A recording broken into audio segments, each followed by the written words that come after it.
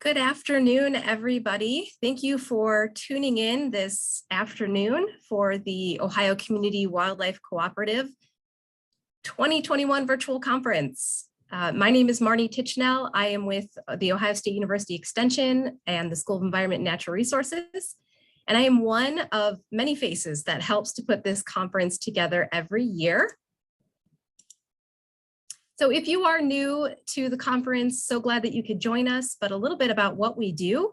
We established the Ohio Community Wildlife Cooperative to provide resources and knowledge and assistance to Ohio communities that find themselves managing wildlife and human-wildlife conflicts.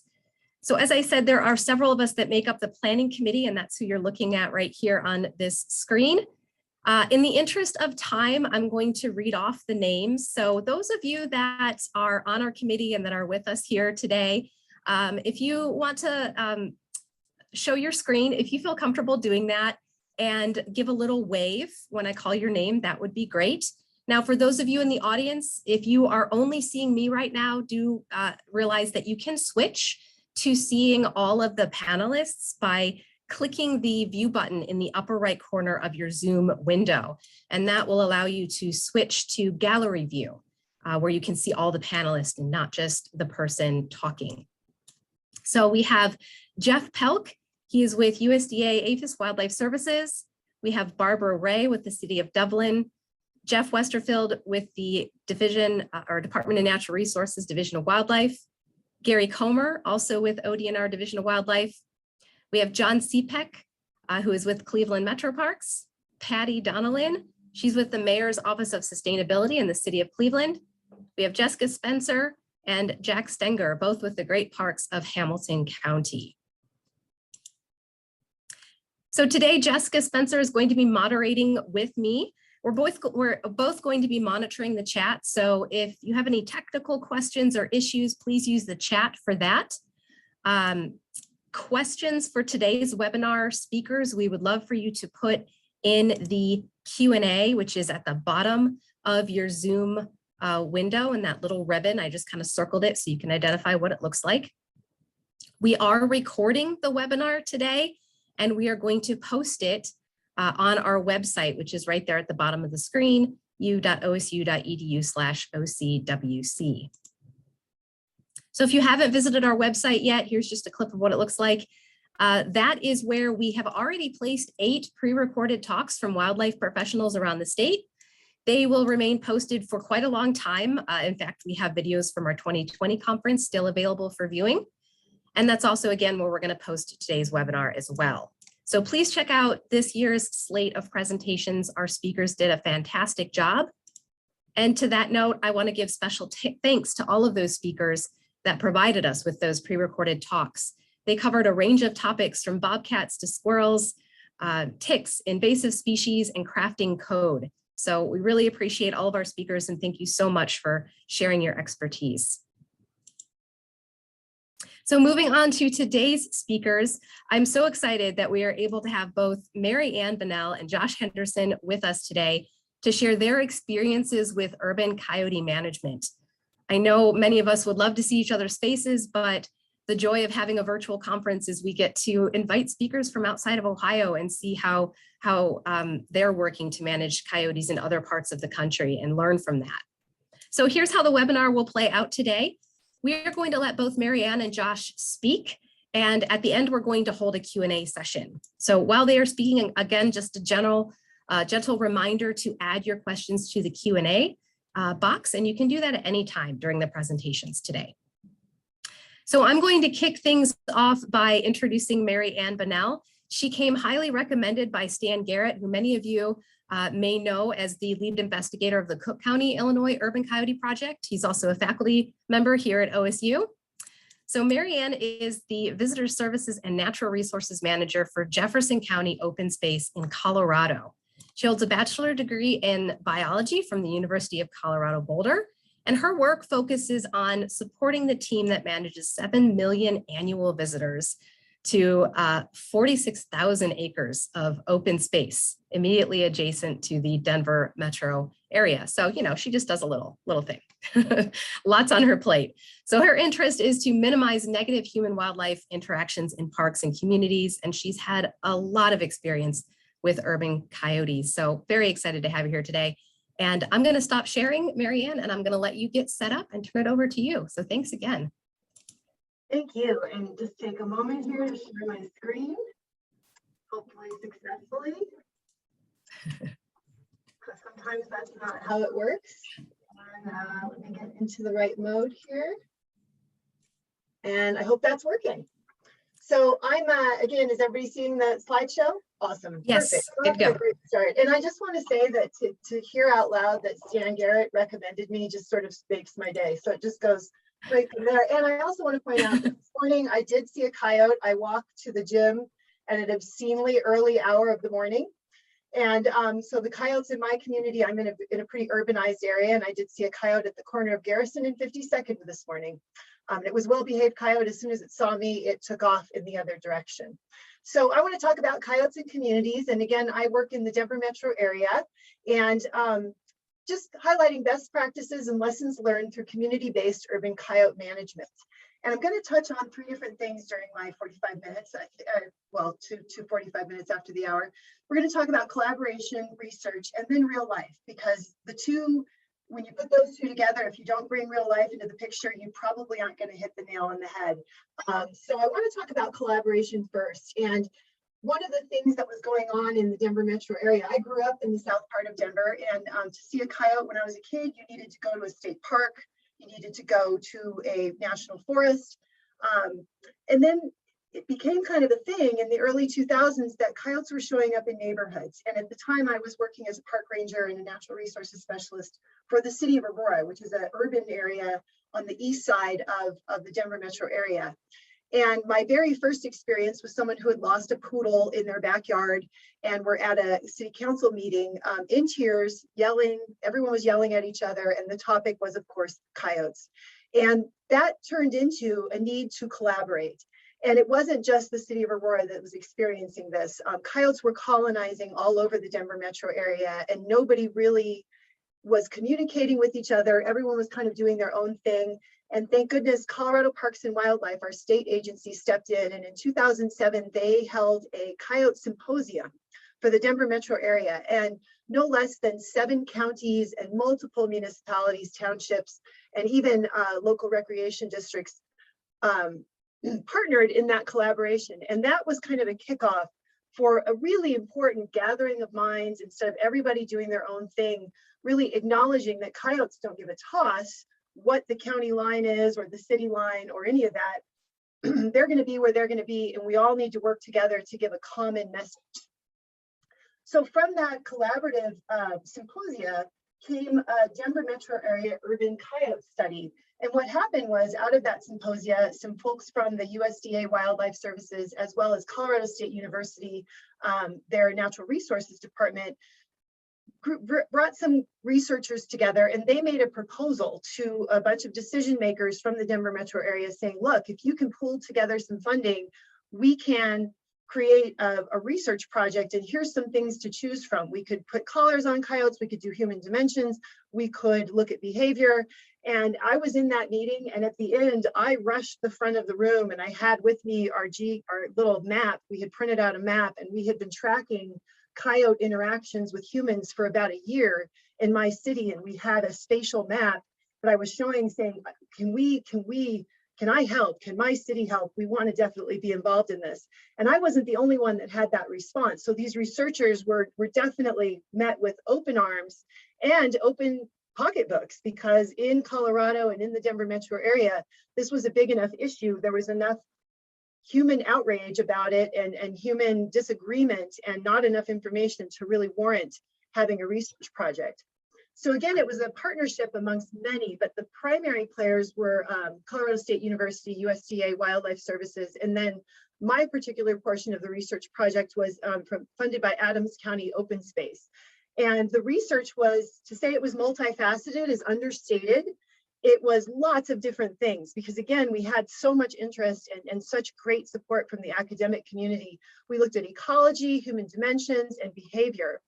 And from the ecology perspective, we were able to put collars on 32 different coyotes, and we looked at a lot of different things, our goal with those collars, but one of them was to really kind of get a sense of what is the home range of a coyote. And one of the cool outcomes from having that information was to look at the difference between a coyote that is in a family group and is a resident coyote with a territory versus a transient coyote, which is a coyote that has not yet had a territory or is aged out of a territory or through loss of a mate has lost a territory or other reasons to lose a territory. And I think this was fascinating because we were able to show the difference between this sort of residential lifestyle where you can see a mean of 7.2 miles of kind of a home range versus a transient coyote, which has just an enormous range compared to these residents, because these transient coyotes are just out looking for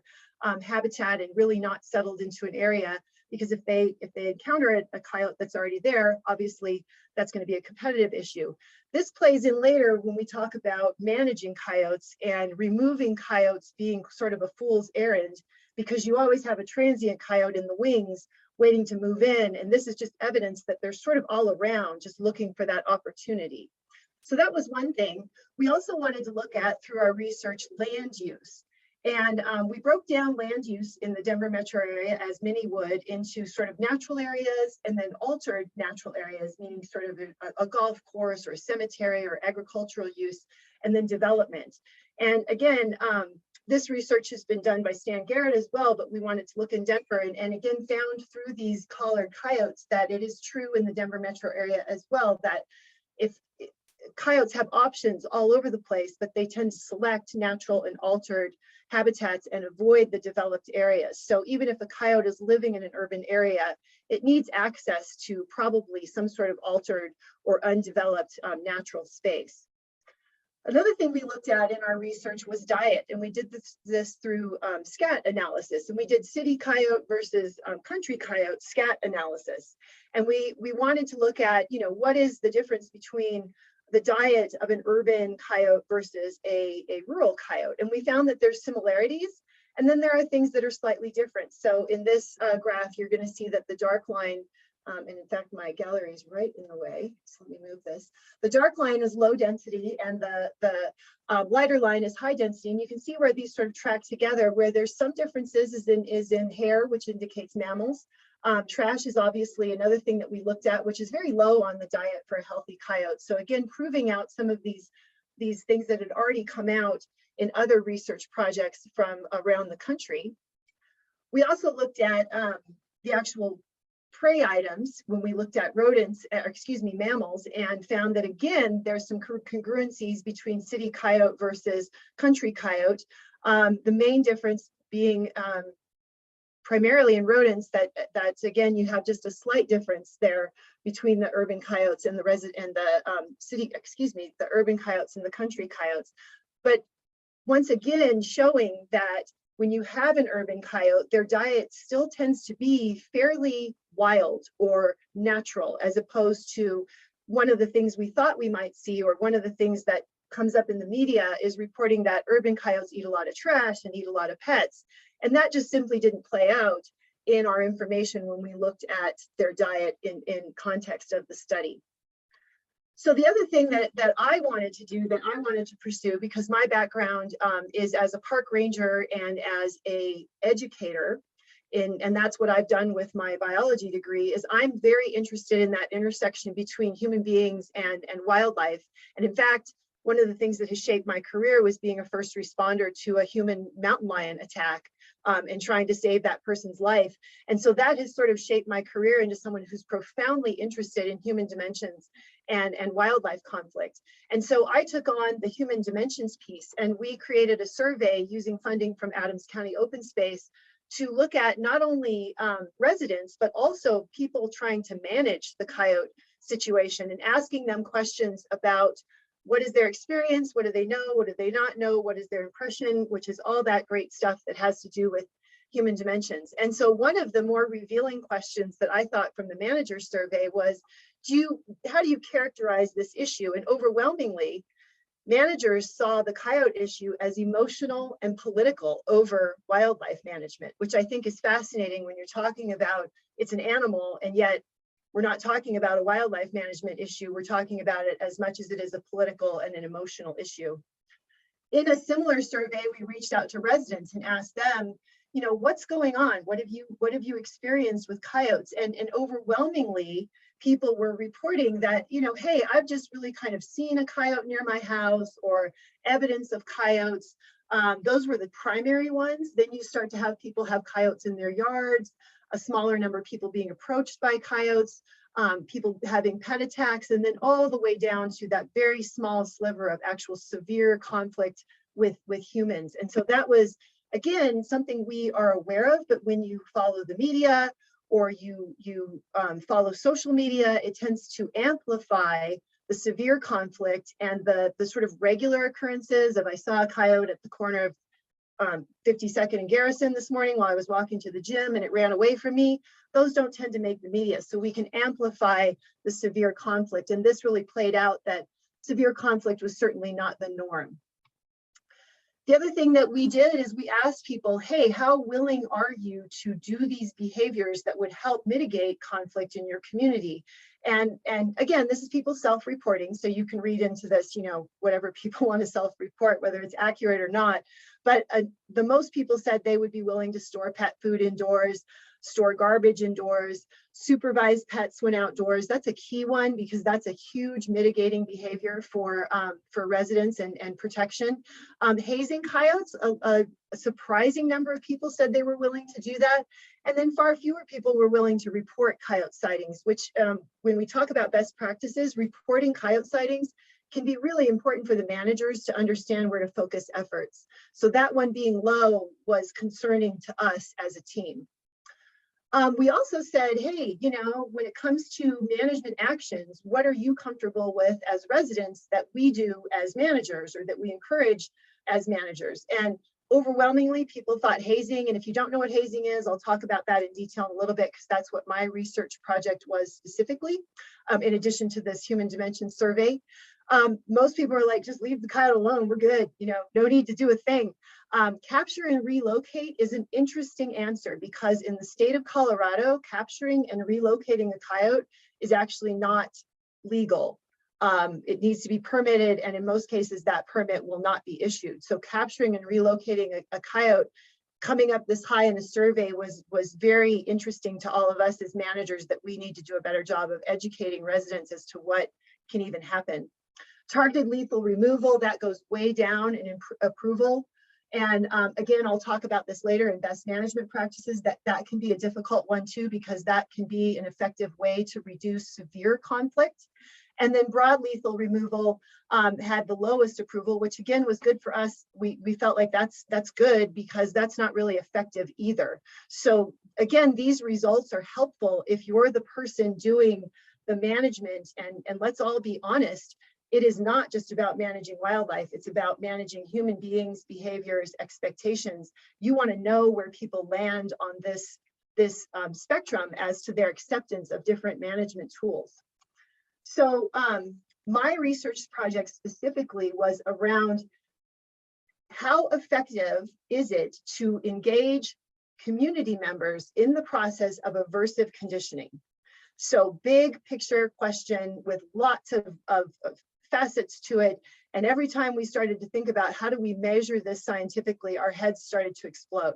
And so we really started to try to think about how do we bring hazing into like a research project. So what we did is I recruited almost 300 residents and brought them into a 2.5-hour training program where they learned all about coyote ecology. We reported cool facts from the Denver metro area coyote study to kind of get them in the door and get them excited. Look, here's some insider information. And then we taught them all about aversive conditioning. And if you aren't familiar with aversive conditioning, just real quick, it's that idea of making it humanely uncomfortable for an animal to be in a certain place or situation. And it can be done if you want, the goal is to not hurt the animal. and not hurt the person doing the hazing. And many of us do this with pets. You know, if you don't want the dog in the kitchen, you might growl at it when it's in the kitchen, or do a shaker at it when it's in the kitchen, so that it learns to stay out of the kitchen. So in my experience as a ranger and as an urban wildlife manager, people want the manager to come do the hazing, but by the time we get there, the situation is over. So setting a resident up for success with an immediate tool that they can use to reduce the situation, the safety issue in the situation, is huge. And so my goal was to kind of talk with residents, get them hyped up on hazing, teach them how to do it, and then have them tell us how it went when they tried it. What did they do? How effective was it? We're going to measure this. We're going to have you report it, and then we're going to look at the data and see what we find. So all that being said, we had these almost 300 volunteers out in the universe, looking at coyotes, just doing their daily life, and reporting when they saw coyotes and when they thought it was appropriate, if they hazed, what happened when they hazed the coyote. We had 96 hazing events that were measured. And first thing I wanted to know is, how did people haze? Because one of the things that you find out is people are like, oh, use an umbrella, or use a can of pennies, or a trash bag. Well, I'm here to tell you that most people don't tend to carry those things with them. So one of my training tools was that, hey, you know, something you usually always have with you is your voice and your body. So we really trained people up on, you can take those other things, if those are handy, you're welcome to use them, but I want to teach you how to haze using your body and your voice. We did have people haze using Justin Bieber music, which was effective, by the way, to scare a coyote away. We also had people use a poop bag from a dog, oranges. We had all kinds of stuff. One person threw a tennis ball, which the coyote chased. So again, we got some really good information about some of these alternative things that people were using to haze. But for the most part, people used their voice primarily. They used noise. They used approaching the animal, which is taking 1 or 2 steps of a run at it, which I have found to be very effective. Your body language, lifting your hands up over your head. And then in that other category are the things like Justin Bieber music, oranges, dog do. One guy said, I run at it with a rake, like a crazy cave person. So the other thing we found is that most people tend to combine one or more of these. So again, when they did a hazing event, we asked them, how did you do it? What did you do? And many of them checked multiple boxes, which again, when I teach people about hazing, I say the more of these you can combine, the better. If you take a couple of runs, you raise your arms up over your head, you're shouting and making noise, you're probably going to be more effective than just using one. So the other thing we did, that this was the tricky part, and there's always a tricky part when you're trying to do research, is measuring the coyote's reaction to the hazing event. And I have to credit Dr. Stuart Breck with this, because he found a research project that looked at, I think it was walruses, and doing something with walruses and sort of characterizing their flight distance. And so we used that as a way to sort of look at, if you haze a coyote, characterizing or quantifying that flight distance or the characteristic of the flight of the animal. And that went from -4, which is it basically left the area entirely, -3, it left the immediate area, it might have stopped sort of out of a certain area, -2, meaning it went more than 10 feet away, but then after 10 feet, it turned or stopped. -3 was it went less than 10 feet, and then so on to a 0 where, 0 where it didn't do anything, and 1 where it actually approached a +1. So kind of moving through, and if you can, our research paper is available out there if you want to see the specifics on how we had people characterize the distance or its response, but you can see how overall the response was this nice -3, meaning the animal didn't leave the county, but it certainly left the area effectively. And I think that is a good message for people who are you trying to teach how to haze, that they know it might be effective. One thing I will say is that people who hazed with a dog in company, these were muted. So the dog does mute the response. And anyone who knows coyotes know that they're very interested in canines. And so canines can impact that flight distance because they're often there for the dog. They're interested in the dog. The dog is competition. So the hazing response is muted by the presence of a dog. So the big take home point from our study is that hazing, teaching residents how to haze is not easy, but it is an effective way. It's a tool that a resident can have to have an immediate tool for safety and relief from a situation that maybe they're not comfortable with, or they found a coyote in the wrong place at the wrong time. So we thought that was productive. And obviously there's much more research to do on hazing, but we felt like that was a good foot in the door for something that didn't really have a lot of good research around it yet. The other thing we did is we aggregated conflict reporting from the Denver metro area. So this is aggregate of many different counties and municipalities. And you can begin in this graph to see some seasonality to conflict, particularly around pet conflict, which I think, again, is really helpful for pet handlers or pet guardians to understand, that pet conflict is real throughout the year, but there are certain times of year where, as a manager, you may want to up the messaging. This is that time of year. You need to be supervising your pets directly, keep dogs on shorter leads. If you know there's a den in the area, don't be walking past dens. So this information was also reassuring to understand that conflict at the severe level is very small compared to the other types of conflict. So that was also good information. In real life. So now here's where you have collaboration and research, and then how do you play that into what we all have to deal with, which either you're a resident seeing a coyote at the corner as you're walking to the gym in the morning, like I did today, or you're a manager talking to a park visitor who just was walking their dog at an urban park and was followed by two coyotes uncomfortably. So how do you bring that into real life and everything we learned in the study to address those two situations? And the very first thing I want to say, and this is super important, is because this is an emotional issue, it's very important to validate emotions. If you think coyotes are scary, I hear you. And I want to talk to you about that. Not coyotes aren't scary, don't worry about it. That doesn't really help people and meet them where they are. You want to talk about, yep, I hear you. What is it that scares you about coyotes? Oh, okay, that you're concerned for your pet. That's a real concern. We do want to talk about that. I have right here in my office a Chihuahua. That is a very real concern for Chihuahua meeting a coyote. So validating those emotions rather than dismissing them and saying, well, science says otherwise, really hearing what people are concerned about and saying, I hear you, and we're going to move forward from there with some ideas for solutions. So what does that look like? Well, again, if you look across the North America and Canada, and we've done quite a bit of research since, I was getting yelled at in a city council meeting in 2005. We've come a really long way, and we have lots of different points of light out there kind of coming up with similar information. And I think we can say there are some norms now that we all understand, basic sort of general truths around coyotes and urban coyote management that we can speak to say, obviously there's always anomalies, but that there are basic things we can kind of rely on when it comes to urban coyotes. And one of them is that coyotes thrive in the wildland urban interface. And I don't mean like forest and urban buildings. I mean cemeteries and urban buildings. Like coyotes don't need much nature in order to make a go in our urban habitat. So saying that they don't belong here, or that they don't want to be here, or that we've pushed them out from their natural habitat, I think is a bit misguided of a statement, because I know for me, I do presentations all over the Denver metro, or I used to before COVID. And some of the neighborhoods I go to, I'm like, I would totally live here if I were a coyote. I would choose this over the short grass prairie in about 5 seconds because of all the landscaping and the fruit trees and the connected trails. In Colorado, we love our communities to have trail connections and open space.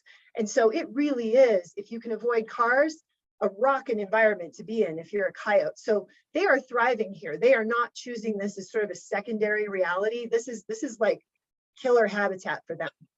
The second is, I think, something that some people feel a little bit disappointed in their local coyotes. Like I get a lot of calls, like they're just not doing enough with the rabbit problem or the squirrel problem. And I hear you, but they do have really good local ecosystem services, and they are working on the rabbit problem and the squirrel problem. But again, because of the urban habitat, expecting them to get us to a rabbit norm somehow is a bit of a high ask. But I, again, live in an area where we have an urban pond, and the Canada geese are so awful that every time I go out in the morning and I see that the coyotes have taken one out, I have a little bit of a moment of joy. And I hate to admit that, but that's who I am. Another truth that we need to think about is complete removal of coyotes is a fool's errand. And this is one that, having done a lot of public meetings about coyotes, there's often somebody or many somebodies that say, let's just get rid of them, just shoot them, and then we're good, and we don't need to worry about it anymore. And I want to remind you of that map of the transient coyote and their home range, which is, I use in air quotes because it's not really a home range because they're sort of looking for a home. And the moment you remove a coyote and you don't change anything about habitat or human behavior, you will have a replacement coyote. And sometimes you will have it as quick as 3 days, which we found in one of our removals. A new coyote was in the area in, I'm not kidding, less than 3 days. So complete removal once coyotes have colonized is not really a realistic expectation. So again, it's that validate emotions and then deliver facts. And I think it's important to talk about that so people have realistic expectations. The last one is different coyotes have different behavior types. And I think this is important to understand that you can have a coyote with a bold and exploratory behavior type. In other words, it's not concerned about humans, just sort of as a general behavior type, and it's not afraid to take risks. That coyote is going to be much more visible, is going to end up on a lot more people's radar screens. It's not going to care about being out in the day. It may even escort people as they're walking dogs. It may not, like the coyote I saw this morning, it saw me and it turned and ran. A bold coyote might stand there and stare at me, you know, and then I have to take action to get it to move away. So different, then you could have a shy coyote that is risk averse. That's the coyote no one's ever going to see. You don't even know it's in your neighborhood. And those are both coyotes. So the idea that you can have all coyotes behave the same under all circumstances is misguided as well. And when you have that replacement coyote, you hope it's going to be a coyote that's a behavior type that fits well with the community. Sometimes they don't. And so they become high conflict coyotes, or maybe human behavior turns them into a high conflict coyote. And we'll talk about that in a little bit. But sometimes they just have a behavioral leaning all on their own. So let's talk about coyote conflict drivers. And again, from research and multiple case studies, these are things we know that sort of drive conflict with coyotes. First one is, this is a photo a park visitor took of two women at one of our parks. She had just asked them to put their dogs on leash, and the woman politely flipped the bird back at the visitor. And so these two dogs, not very big breed, are running right into the core territory for a pair of coyotes at North Table Mountain Park. And to me, this is profoundly dangerous, not just for these two dogs and their well-being, but we've had owners that have been bitten by trying to intervene in a coyote versus dog conflict. So here are two people who were asked to leash their dog. We have the leash law for very obvious reasons, one of which includes dog safety, and their response is to flip off the visitor. Competitive aggression towards dogs drives conflict. This is key also, that coyotes view dogs as competition. They see a dog, a domestic dog, and depending again on the behavior type of the coyote, some of them are more dog aggressive than others. We've had coyotes in a natural area that have removed dogs from a yard all around the natural area. When you look at the conflict map, you can see the problem. We also have coyotes that'll sit there and the dog doesn't bother them at all. And so again, because of that behavior type, you can have a bandwidth of responses, but for the most part, coyotes have a competitive urge towards canines, and particularly domestic dogs. And so that does tend to drive conflict and escalate interactions between humans and coyotes. Proximity tolerant coyotes drive conflict. So this is that bold, risk-averse coyote that stands there and stares at you instead of fleeing the area when you see it. Those coyotes tend to make the phone ring, tend to give people the heebie-jeebies, and even tend to have more conflict that is severe. They may be a coyote that ends up in a yard and disregards the presence of a human directly supervising a pet.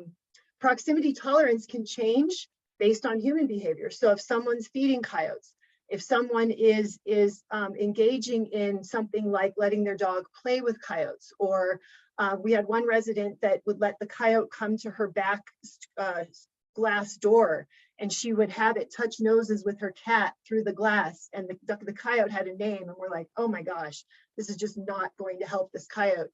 So there can be a coyote that already has a behavior type leaning towards proximity tolerance, or what some people call habituation, but that word is a bit argued amongst the coyote research community.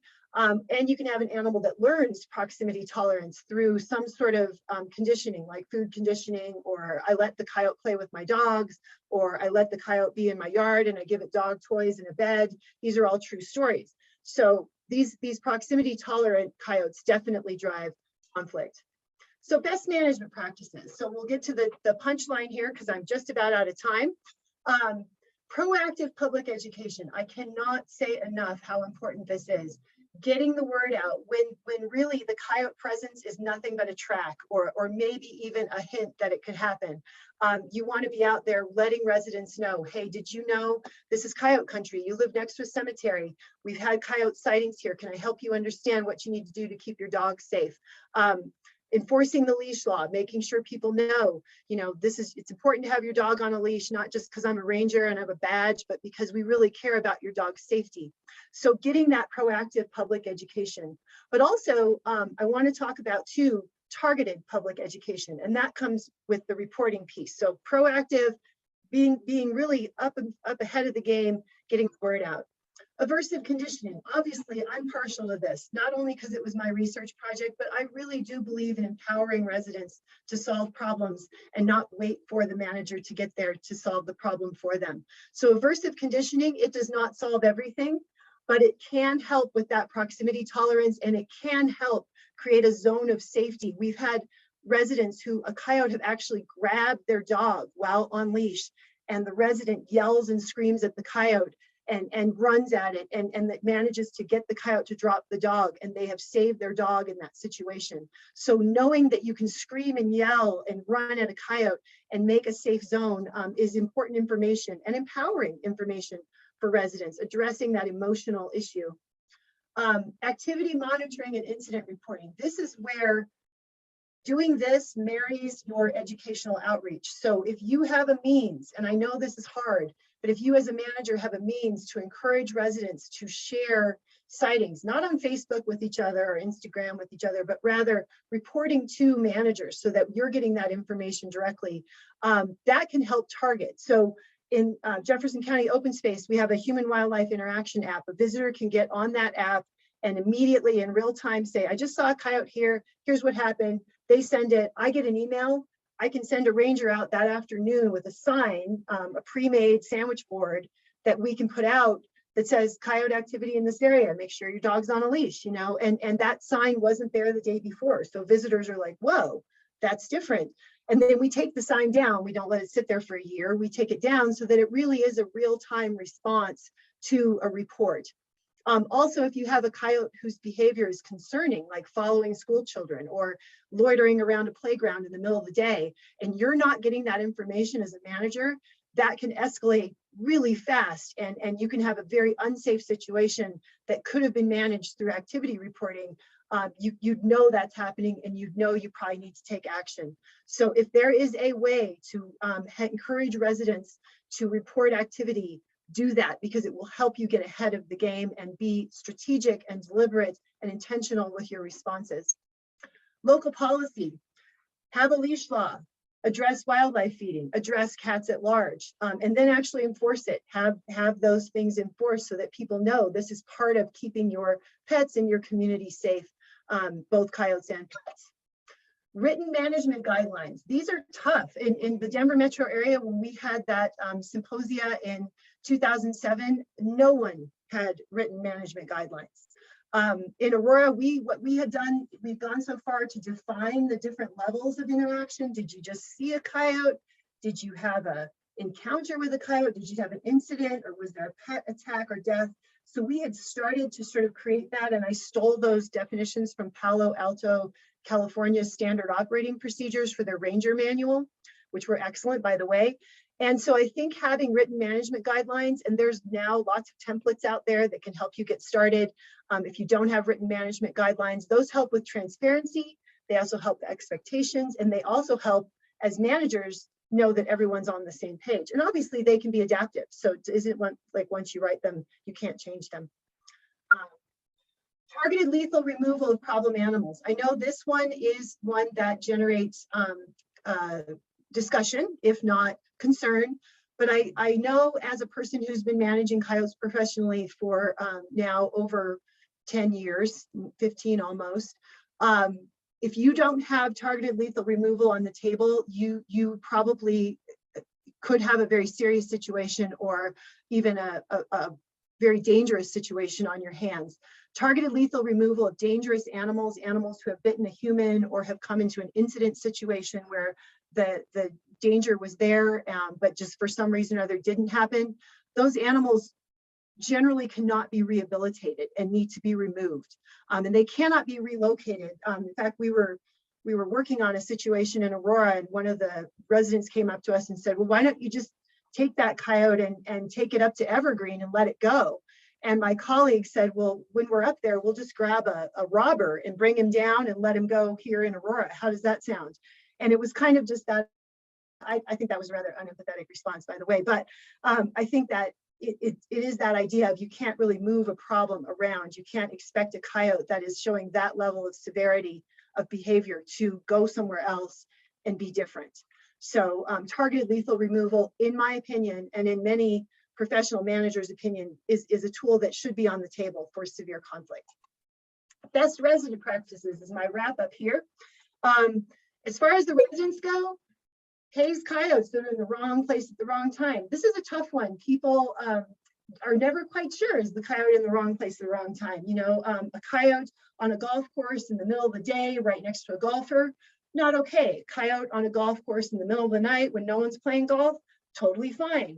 So it's hard to teach people what exactly is a coyote in the wrong place at the wrong time. A coyote that's following you on a trail when you're walking your dog at, you know, less than 20 feet, you probably need to turn around and tell that coyote and give it the business. So that can be a tough one to define. That can be a tough one to teach residents what is appropriate and what isn't appropriate. A coyote that's hunting a mouse in the middle of the field, minding its own business, totally fine. Hayes coyotes that engage or approach humans. If that coyote this morning, as I was walking to the gym, when it saw me, if it started to walk toward me, you can bet I was going to rip a couple steps at it, screaming my brains out, and start getting myself warmed up for the gym. I was ready. Do not feed wildlife, intentionally or unintentionally. I don't even know, there's nothing more to say here. Feeding wildlife just absolutely messes with their heads. Don't do it. It's problematic for you, it's problematic for the animal, and it's certainly problematic for your community.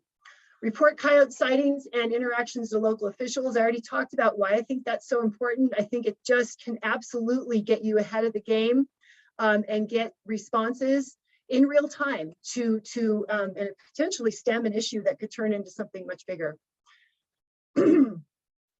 Also on the pet side, keeping cats indoors. Coyotes, as far as cats are concerned, coyotes will eat cats. They can consider them prey, or we've actually had video where cats successfully defend themselves from a coyote. So it varies by the cat. Leash dogs, always. I don't know what else to say. Just leash your dog. Just never good if a dog's going to get into a tussle with a coyote.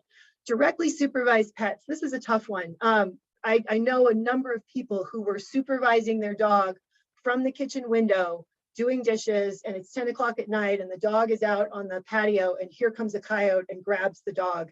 And that is not direct supervision. You need to be out in the yard with the dog. That is what direct supervision is. And if a coyote approaches a dog in that situation, that is a dangerous coyote, and we consider that at the incident level, and that is something we would deal with differently. So people think, oh, I have a 6-foot fence, I'm good to go. Anybody who manages coyotes know a 6-foot fence is a joke to a coyote. If they want to get on the other side, they're going to get on the other side. So directly supervising pets is really important. I don't know why I have to say the next one. Do not allow pets to play with coyotes. There's certain things I say out loud that I think, I don't even know why I have to say this, but I do, because the number of residents who've reported to me, oh, I let my dog play with coyotes. I just think, oh gosh, this could not end well. And then lastly, be aware of your surroundings. We have a lot of folks that love their earbuds. They're listening to whatever podcast, they've got their dog, they're out walking their dog, and they're not aware of their surroundings. They may even be aware, I've had this coyote following me for a couple of weeks, not really sure what's up. And I think to myself, gosh, if I had a coyote following me every morning and it was getting worse and worse, and it was always at this certain location, I would think maybe I'll just change the way I'm walking, or maybe try to avoid that area. I always suggest that to residents. Some of them staunchly are like, I'm not changing anything. It's my walk. Some other residents are like, oh, okay, I get it. I'll just go to a different, maybe take a different time or a different route. So again, being aware of your surroundings, and for goodness sakes, don't walk your dog past a known den site. That's just asking for trouble. They're going to be competitive, especially if they have pups or when they're trying to establish that core area during the first part of breeding season. So that's what I have. I'm going to unshare my screen, and I think I get to turn it over because we do questions at the end. Is that correct? Yes. Thank you, Mary Ann. That was a wonderful presentation. We were going to give you 5 extra minutes since we took a few to do the introduction. But we already have a couple questions in the Q&A, which is wonderful. So we'll have a good discussion at the end. But first, we're going to throw things over to Josh, and I'm going to introduce him. The next talk is the transition from catch and kill to release and community education. So Josh Henderson with Galveston, Texas Police Department is going to give that talk. And Josh is a Texas animal control officer with over 15 years of experience. And while his duties vary from day to day, his unit responds to all non-human calls in Galveston Island, Texas. And that means a lot of wildlife. Josh has been tracking coyotes using multiple methods for the last 9 years, participating with Princeton and Michigan Tech Universities, researching canid genetics in Galveston, and has recently begun a GPS survey for Galveston's canids. In addition to wildlife calls, Josh is responsible for stray animals and animal bites, among other things. Josh is a Texas certified animal cruelty investigator, animal control officer, and a member of the Texas Animal Control Association. So Josh, we'll hand it over to you. So everybody should be seeing the presentation up now, I'm hoping. Yes. All right, so I'm Josh Henderson. I respond to, if it's not human, it falls in my lap. And wildlife does make a large part of that. We do stay pretty busy with our coyote reports. So since most of y'all are not local, Galveston is a 32-mile long worth of beaches, little island just south of Texas. We don't have deer. We have the occasional skunk, and we've got a healthy population of coyotes. Our island on the east end of the island is referred to as the historic Strand District. Houses in that area are anywhere from about 6 foot apart to maybe 15 or 20. They're really right on top of each other. It's our business district. It's very much a urban environment. If you travel down about 8 or 9 miles to the west, the houses really start to kind of open up. And as you move your way all the way down towards the west end of the island, this is where we've got our giant cow pastures and that lovely rural South Texas type area. As coyotes have adapted really well through every bit of the island, we get to deal with the, let me fix my remote.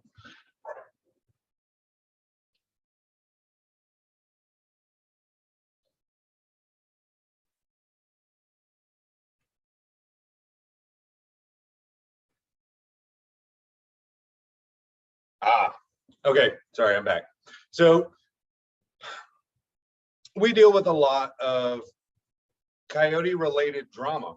I work for the police department, and for the last many years, our reports come in simply through dispatch. If you are so offended by that coyote's presence that you can actually call the police department then we have a report to respond to. Sadly, not everybody is so offended that they'll actually take the time out of the day to contact the police department and then await for our response, even if our response is just a phone call. And in today's day and age, evidently the coyote population everywhere is simply exploding because we have the internet in our pocket and social media, and you can really quickly let 80,000, 100,000 of your closest Facebook friends know that, oh my goodness, this coyote's out there. And then as those issues hit social media, there's the some folks are outraged because so-and-so down the way is missing their feral cat. It had to have been because of a coyote. You have those that think the only acceptable response is to simply kill them all. Now this is South Texas, and there's a handful of folks in Texas that have firearms. 12 gauge is a religion in Texas. And so we do have those that want to simply hit the coyote delete button. And some of those folks you simply will never be able to transition. You have to accept that you can't make everybody happy. More often than not, coexistence and let them be, much like the graph Mary Ann showed. A lot of folks overwhelmingly do want to just let the coyotes be. And so the conversations in pick any coyote related or city related Facebook group, coyotes seem to be the talk of the town, and Galveston on that end is no different. So the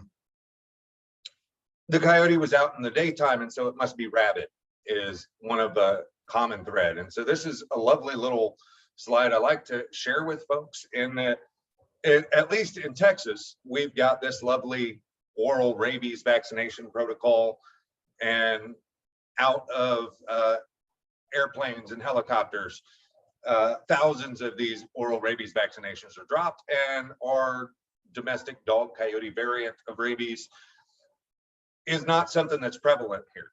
The roadkill coyotes, or the coyotes that have been euthanized for disease or illness that we send off, have all come back, that we send off for rabies testing, have all come back negative. So thankfully, as far as rabies goes, it's not an issue we're dealing with down here. When I started in Galveston about 10 years ago, I came into I've been animal control for about 15 years. It's not my first department. And when I came here, one of my interview questions was, can you catch a coyote? We're having, real big problems with them, and we need you to trap them and get rid of them all. My chief didn't appreciate my response, as my interview turned into an argument. And while I was hired, I was also told that my marching orders were we're going to catch them and kill them all. And so for the first 3 years here, that's pretty well how things went, until we were able to finally transition into a monitoring program. I was able to sell this as a proper method by nonstop preaching to everybody in our city administration the benefits of community monitoring and hazing program, and being able to reference something like the Humane Society of the United States. It's a recognized organization. They've got this lovely template plan that preaches coexistence, as all the data I could collect showed that our method of trap and catch and kill simply was ineffective. We're wasting countless man hours, all kinds of resources. And effectively, all we're doing in the areas where we made the most quote unquote success was fueling the fire, and created our areas of the most success 3 years later became the areas of the most confrontation. We ended up with a much younger pack of coyotes. They didn't get the benefit of learning from all the coyotes that already knew the rules. And so we were thankfully able to make this transition.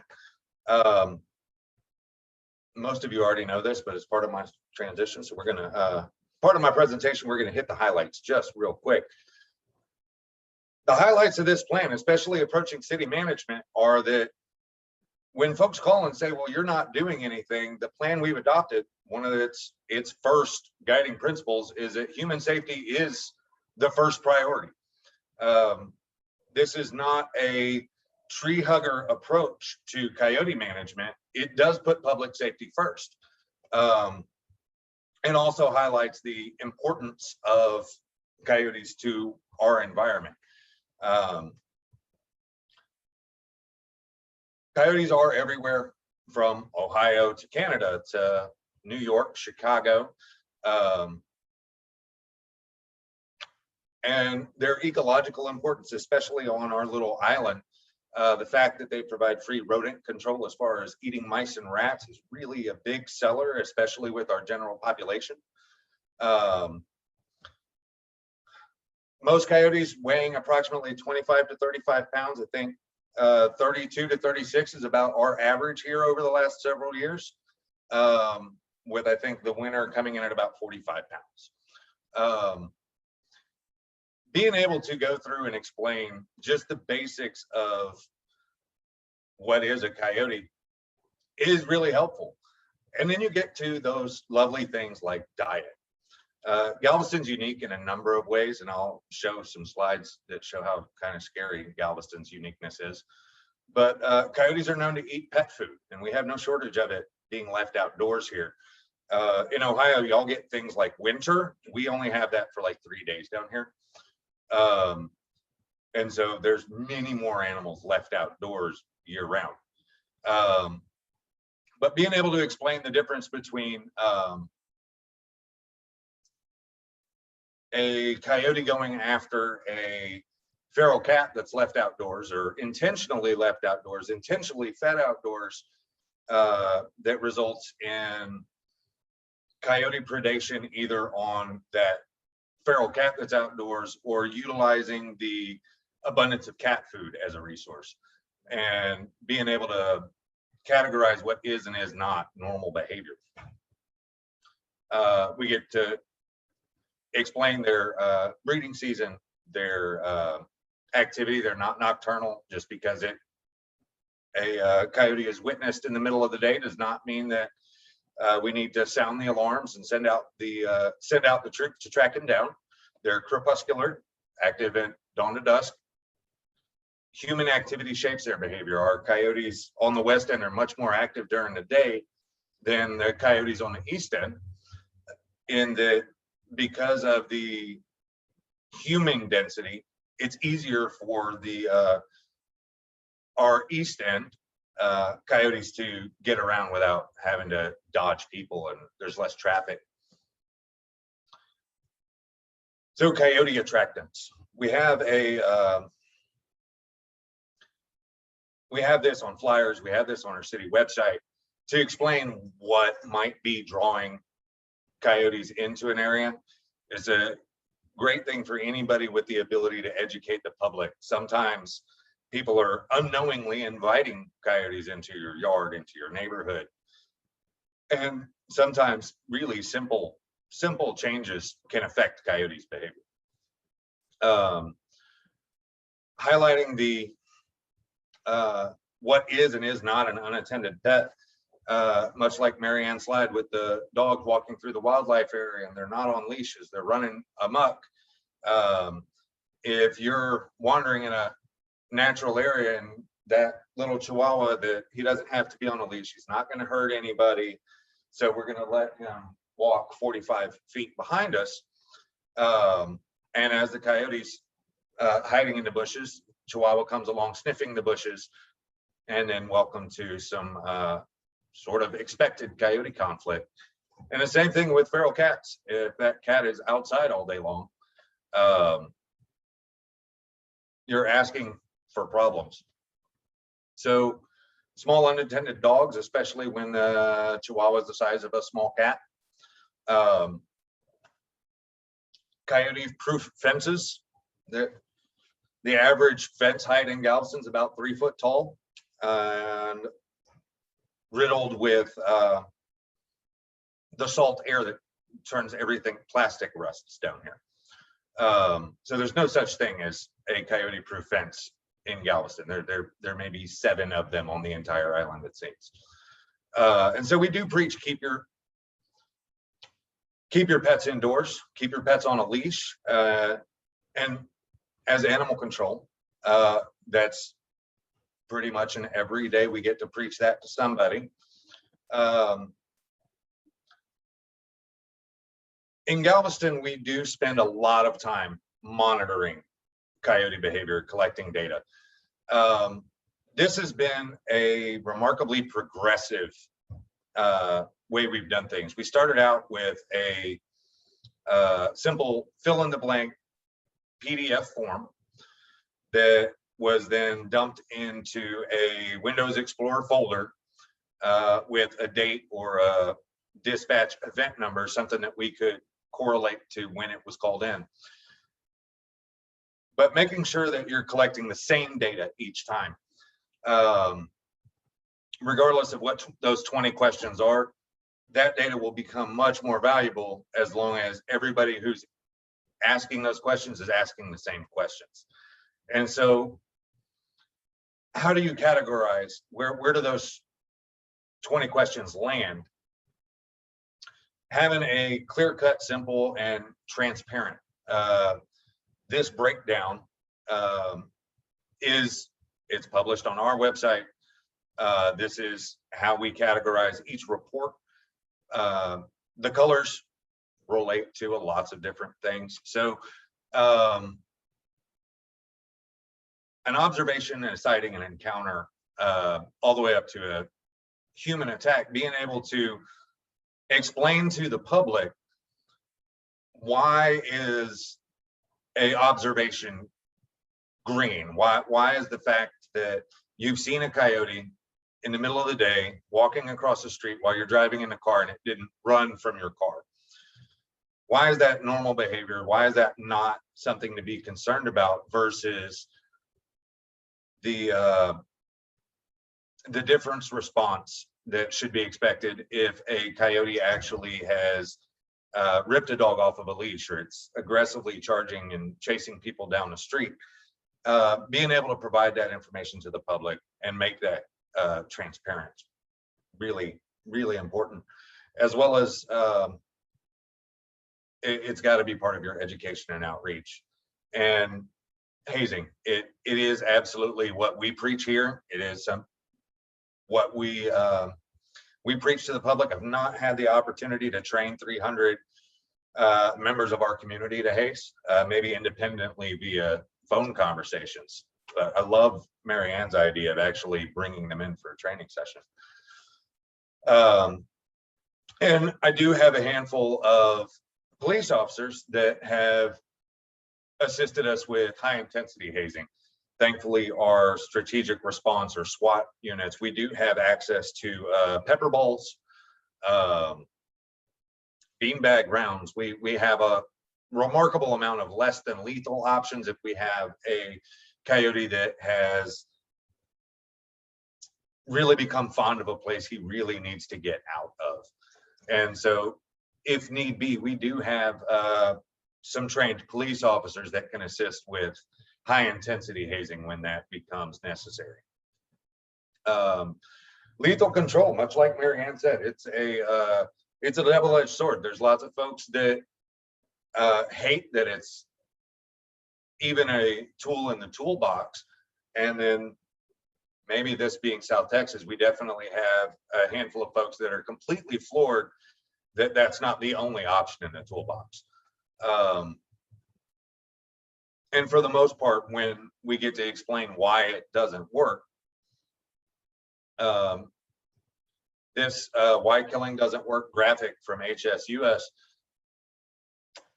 we've proven here in Galveston. I've got the data to back it up.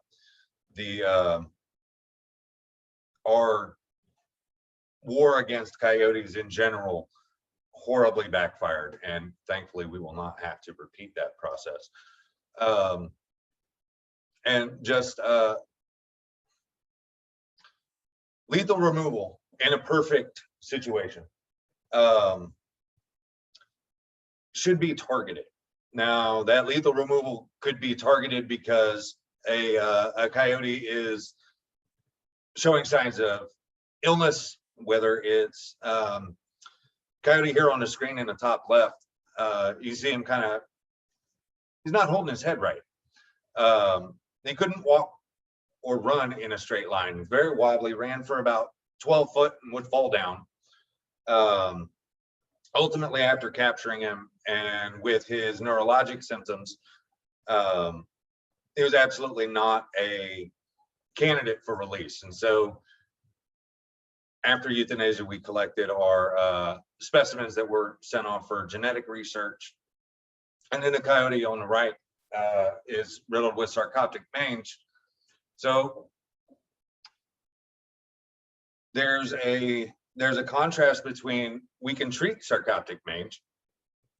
We might be able to treat a coyote's injuries, but we also can't be the hand that feeds it, especially operating in a animal shelter, animal control environment. There's a limit of how much care are we able to provide and still keep that animal wild. We can't make a injured but fixable coyote the shelter's pet for the next 6 weeks while we heal a broken leg. And so back to the colors and that coyote behavior, as each report comes in and it's categorized into a behavior, given its color and assigned what folder effectively does this report fall into. We have our published response, which is, from a municipal standpoint, this is something that not only can we explain to the general public, but we can explain to people like the mayor, the city manager, the police chief, so that everybody involved, all the way to the top of the city administration, understands that we're not going hunting coyotes because a coyote is walking across the street. And if it's necessary, because we've got a coyote that is absolutely showing signs that it's become too brazen, it's become a safety risk for the general public, at that point we can step up our response as is appropriate and as is published. Thankfully, we're able to spend most of our time collecting information via crowdsourced reports and then game cameras. At this point, I think today I've got 7 game cameras set out, which is not remarkable, but 7 game cameras is all I have that's functional. So we move them around into areas of interest or increased activity. And what this lets us do, in the bottom left, rumor was that coyotes were living underneath the back den of the house on the right there. And the house was vacant. The back patio was completely derelict, falling down, and provided an awesome little structure for coyotes to hide their really tiny, really cute little puppies. But I know they had 6 pups this go round.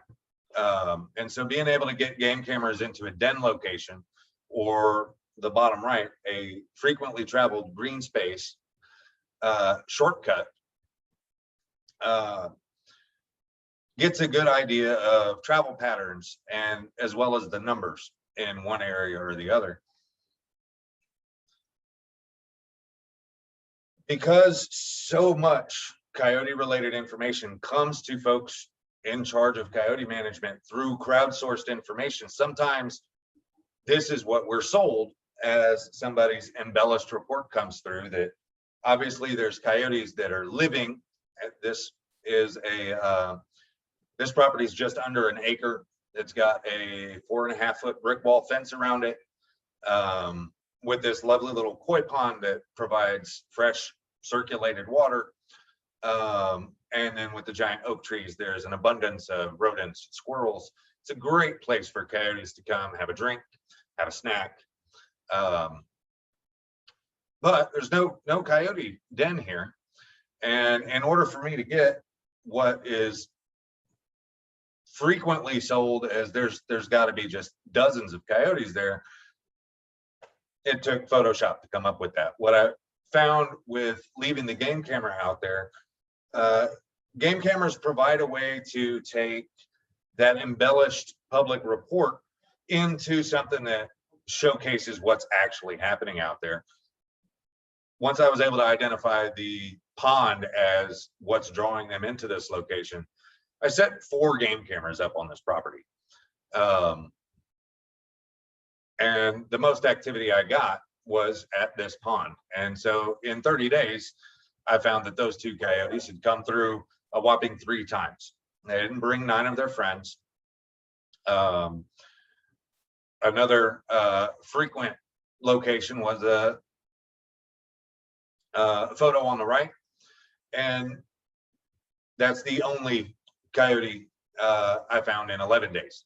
I did find a remarkable amount of possums and cats, but only 1 coyote. And so being able to share that information with the folks reporting that they're just absolutely overwhelmed with the coyotes, because social media has told them there's a problem in this area or that area, being able to add a small dose of reality into it is really helpful. And so in this area, this is actually right in the middle of town. This lovely little dead end alley is frequented on just about a daily basis. And so speaking to folks complaining about why in the world would coyotes be in these areas, you can see just in this video, this is supposed to be an alley. And if you back up behind the camera about 100 foot, you can drive a truck through it until you get to these last 5 or 6 houses that don't care to mow, have not mowed or weed eated in the back for I don't know how many years, but the trees that are now growing in the alley are 30 and 40 foot tall. Along with the tall grass, it provides an excellent place to hide. There's about 7 different ways for a coyote to escape from any incoming threat. And so it makes it a great place to hide, shade, as well as a food source in those areas. In addition to game cameras, sometimes we actually just get to take photos of them. More often than not, we get to come into contact with coyotes, not necessarily by purposely trapping them, but sometimes coyotes will get into a place and can't get out. Something tells me that manhole probably had a handful of rats in it that drew them in there once upon a time. Getting them out of that hole was an adventure in itself. I wish I had a video of it. And then evaluating the properties when, much like the alley, what's drawing a coyote to one location or the other. Lady that called this one in heard banging from her door. The top left is lady's small patio that comes out from a side door to her house. Coyotes got easy access underneath this not so coyote proof fence,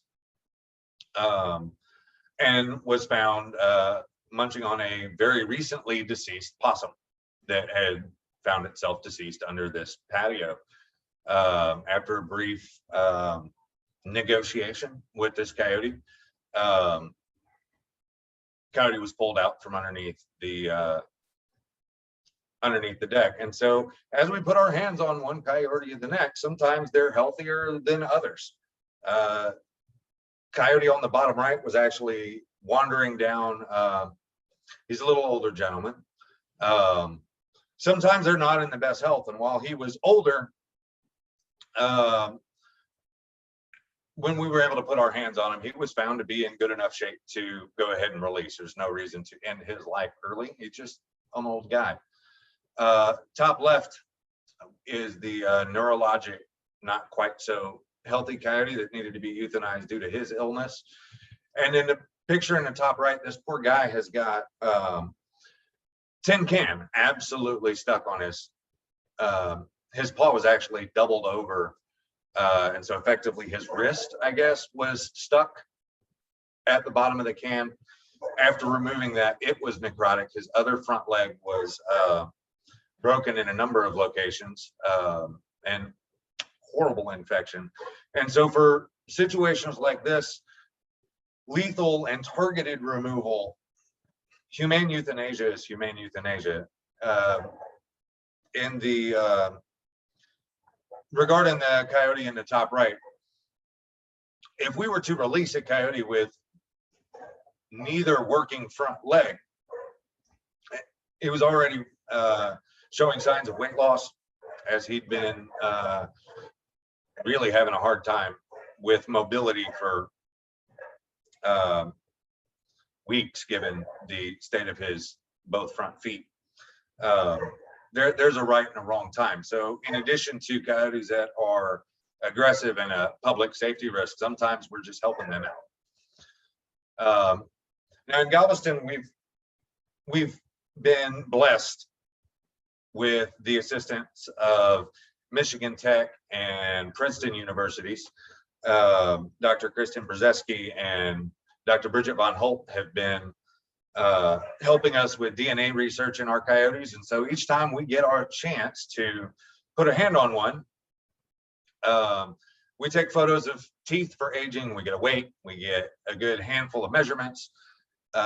We collect a blood sample, hair samples, and we get to send all of that off for genetic research.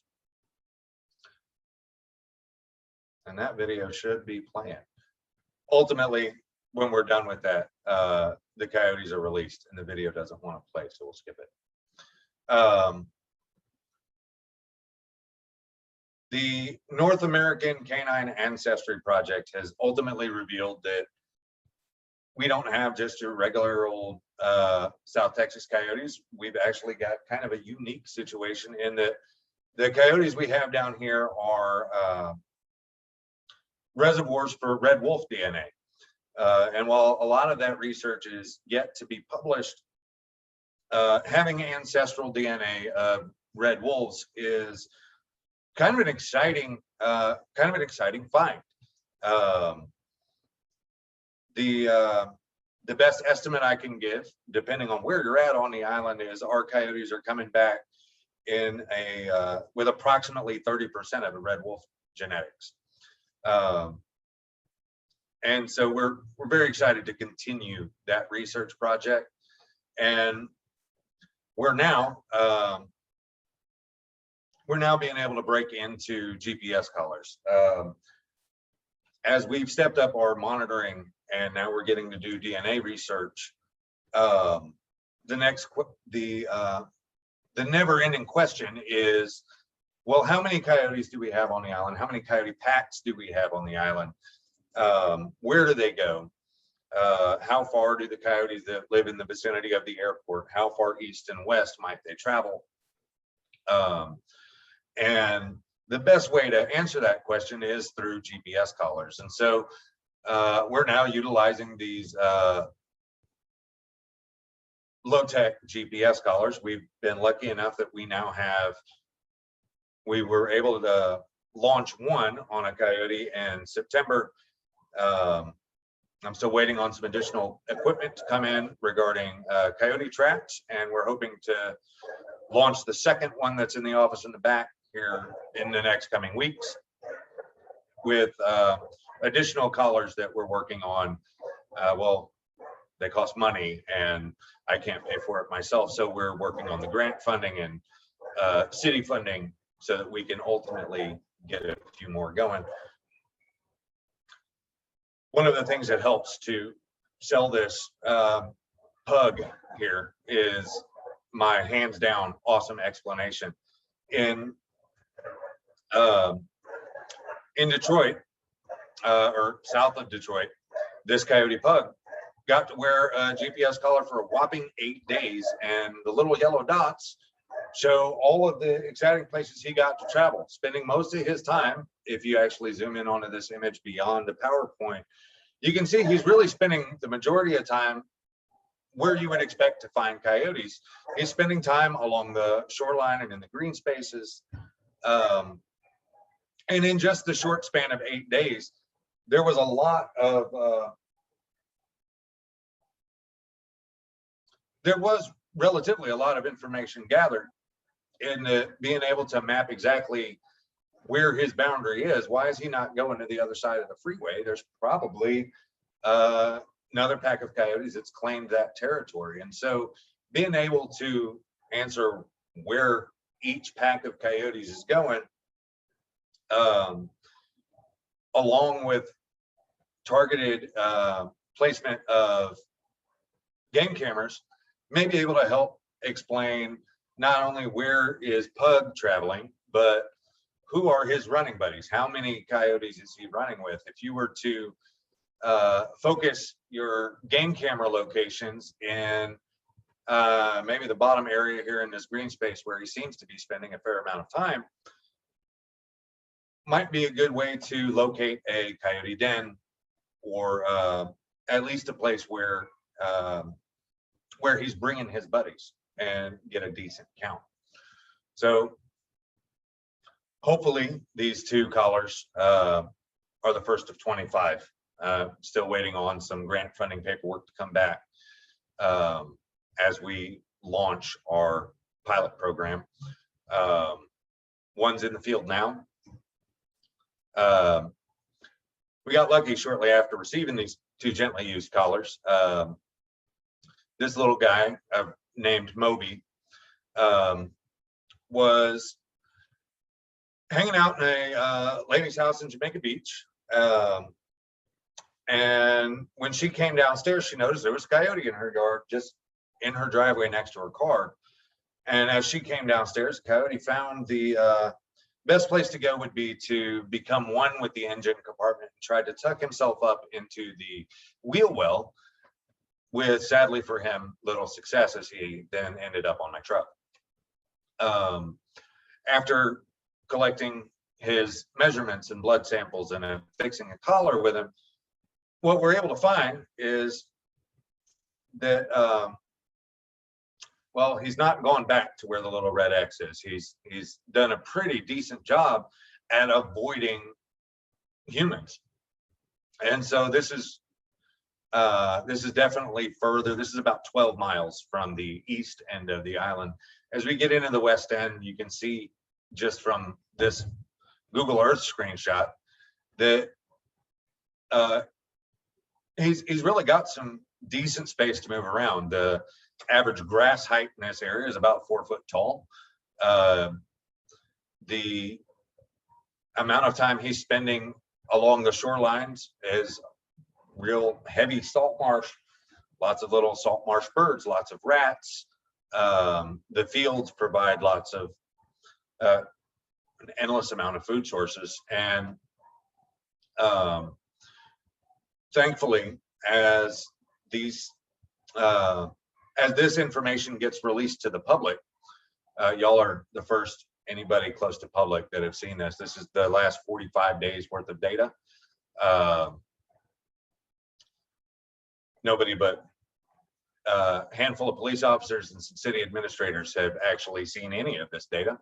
But being able to show the spatial data of one of our rural coyotes will also offer a great contrast, as the next collar we hope to launch will be on the east end of the island. We'll get to see how they how our east end coyotes navigate through those the areas of the island that do not have this grand open spaces. Public outreach has to be part of any coyote management program. and being able to transition from catch and kill to anything that would resemble the HSUS Coyote Management Plan has to involve community outreach. The screenshot there, if you look at the island beyond the pleasure pier there, you can see how we're really, these houses on the east end are absolutely on top of each other. We at this point do have some decent information available on our website. Small changes like making information available on a website doesn't cost a lot of money.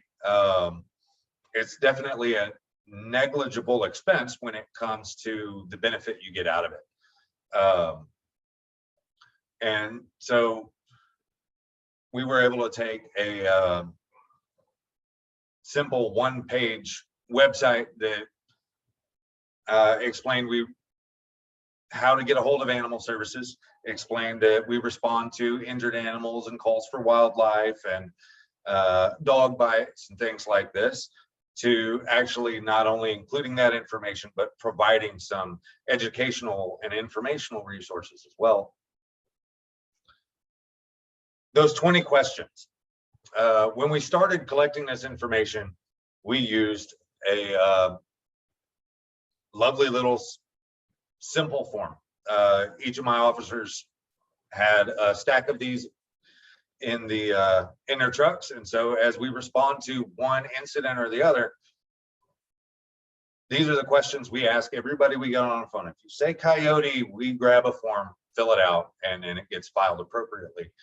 So once you have that form, it's got to go somewhere. Once it's been categorized and you've answered all the questions, what do you do with the information? And what we did was we started with an Excel spreadsheet. Microsoft Excel, like it or not, is a really, really useful program. Being able to add addresses in one location, the category in another.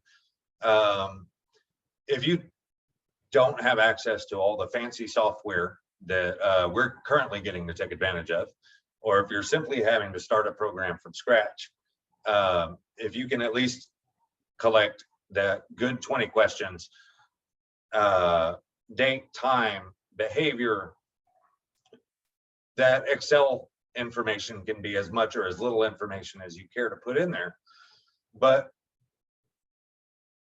it all comes out to dots on a map. So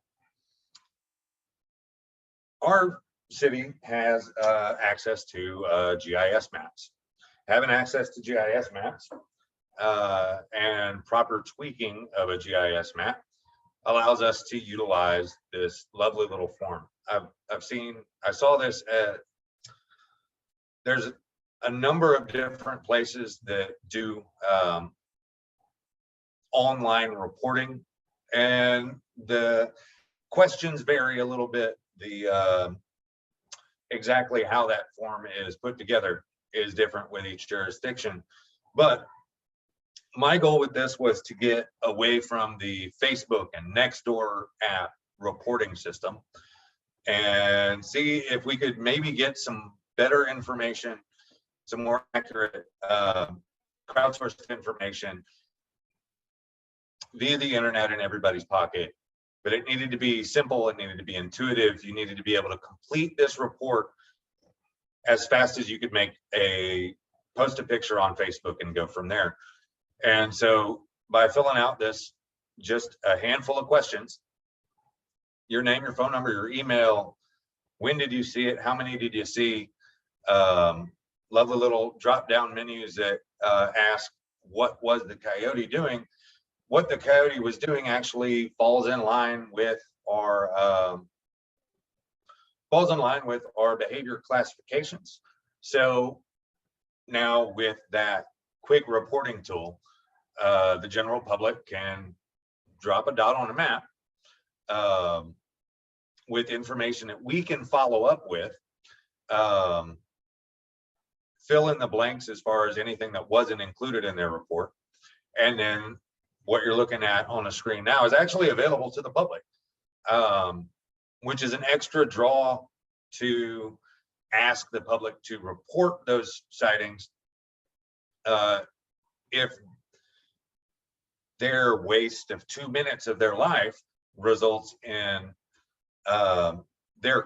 they're now a contributing member of the public. It's not just information that goes to some Yahoo at the police department that gets lost in a stack of paperwork forever. Their wasted 2 minutes is now a lovely little dot on a map that benefits the entire community. This is also beneficial in that we can add a dose of reality. There's not one red dot on the map, and it's not just this section of the island. We don't have a coyote that's attacked a person.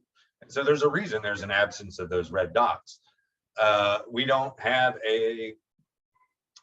for this year and last year, we do not have one orange categoried incident that would involve a coyote that was chasing a person down the street, trying to attack a person, or taking a dog off of a leash or away from a person who was actively observing the dog within that 6 to 10 foot range. The handful of unattended attacks that we've had on dogs have been dogs that, like Mary Ann's example, were kicked outside and maybe observed the end of an attack through a window, or the dog was trailing 50 or 100 foot behind as they ran down the seawall. And so being able to send this information to the public has actually been really helpful. We've got a lot of positive feedback from not only being able to collect this data and put it to good use, it's also helpful when it comes to explaining why we're not running around with shotguns taking out coyotes. I can pull this map up for just about anybody. I can pull this up on my smartphone in the middle of a conversation with the public and explain why we're not taking that lethal response, because the behavior that has been reported by the public as well as by animal control does not support that exaggerated knee-jerk for vengeance response. Now, while we're able to take advantage of the GIS map, if all you're left with is a spreadsheet in Excel, as long as you have a good data point for your addresses, you can get the same information into Google Maps. If you go to Google Earth and ask it to open a saved file as a CSV file, you can tell it to use your latitude, longitude files. You can put your green, yellow, red, orange categories and come up with this lovely map that shows we've got 225 green category reports. So in all of these instances, coyotes are doing exactly what we would want and expect them to do. Somebody was able to drive by and see them. It's a simple sighting. And so, for contrast, to show how well this program has worked versus our last, in 2020, I was able to document a grand total of 119 reports for the entire calendar year. This program was launched May the 13th of 2020, and as of May 13th, the reports I already had on the books via phone call reporting were all added in.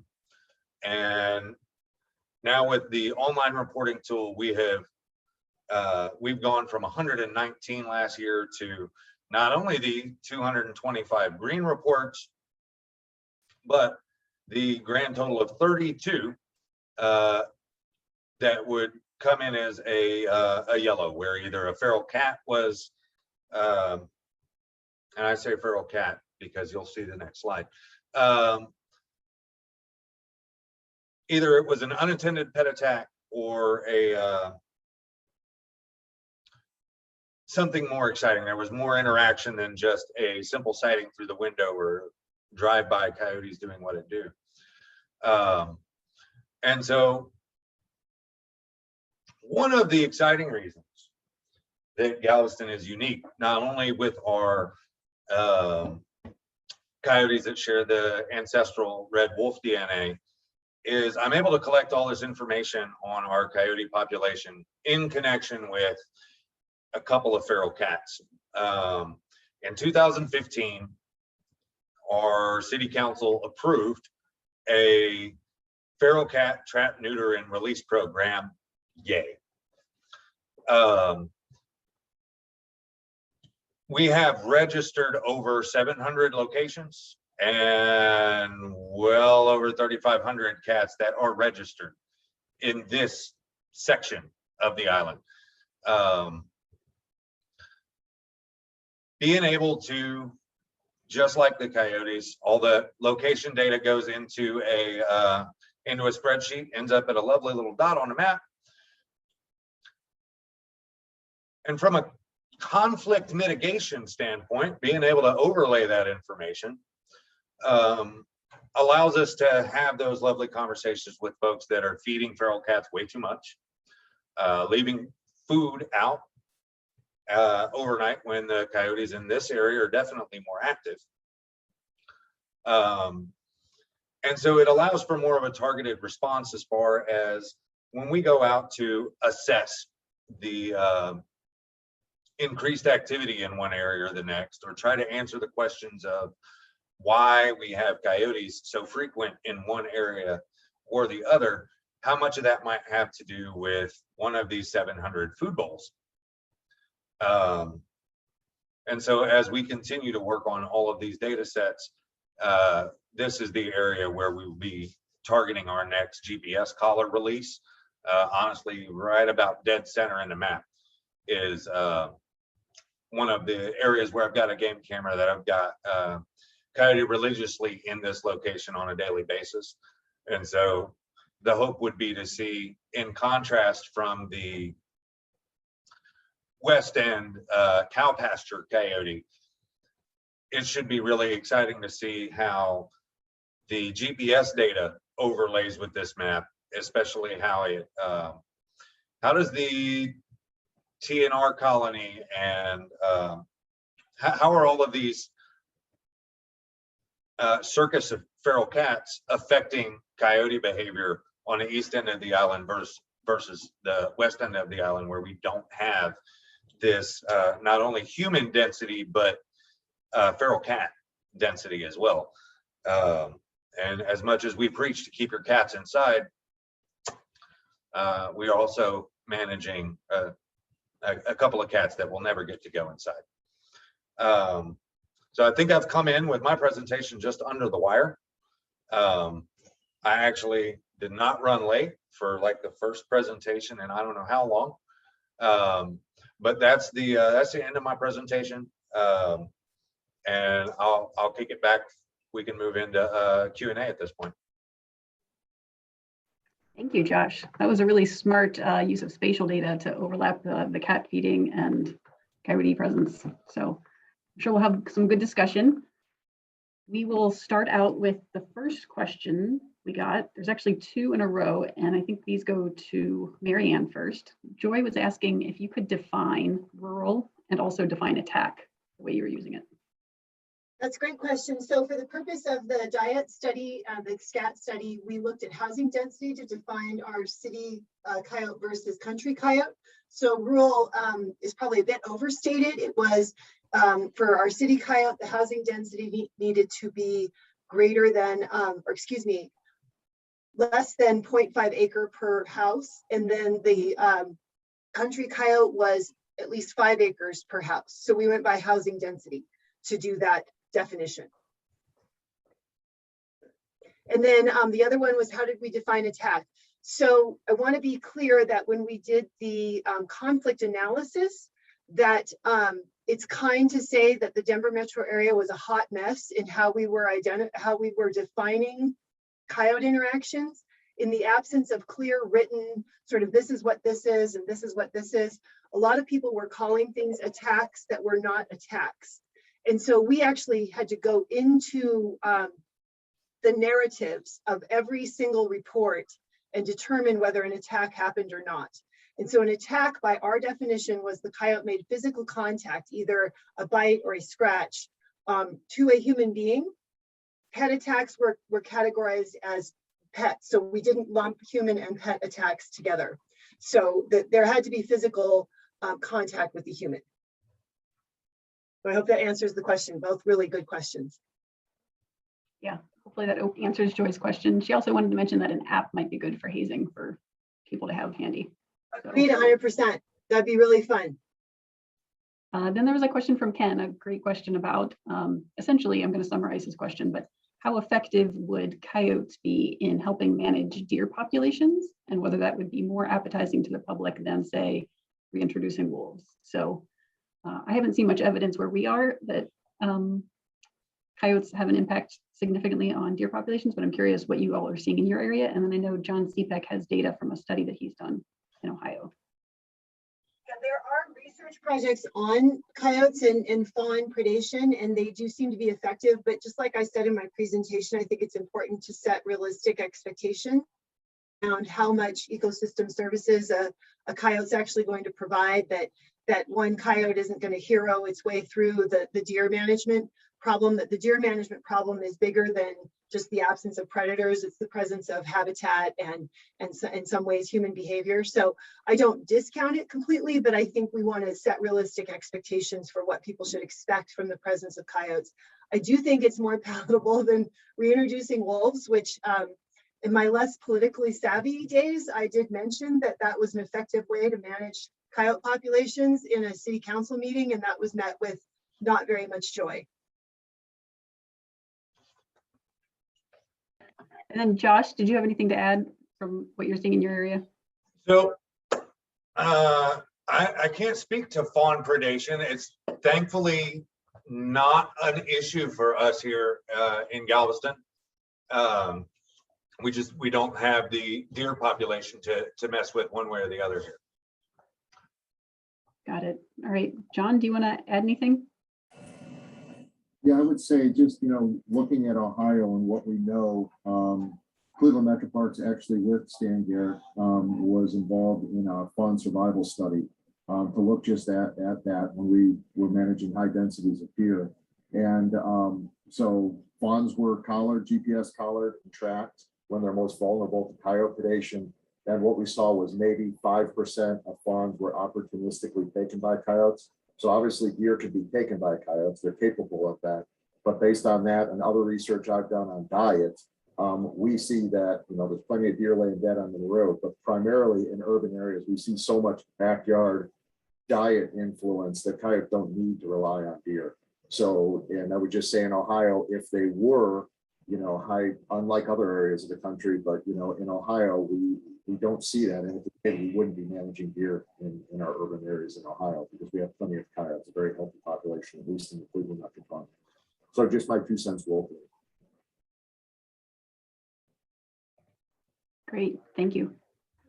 There was another question, this one from Christine, and she was asking about compost and whether that could attract wildlife. I'm guessing that would fall into the inadvertent feeding category, but what do you both have to say about it?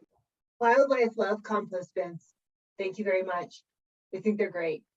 And so it just depends on if it's an area where there's already conflict or there's complaints about coyote activity. When we would do yard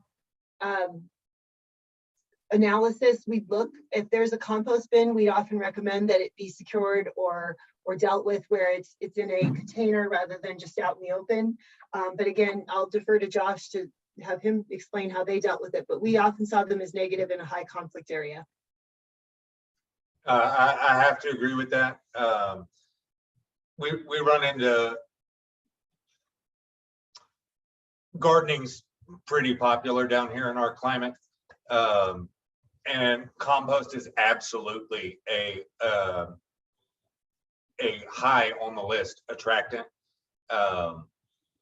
And so we do recommend finding a way to enclose it in some manner to make it less of a drawing aspect. And if nothing else, if you're going to have open compost, you might as well put up a billboard with flashing lights for coyotes. It really does draw on it.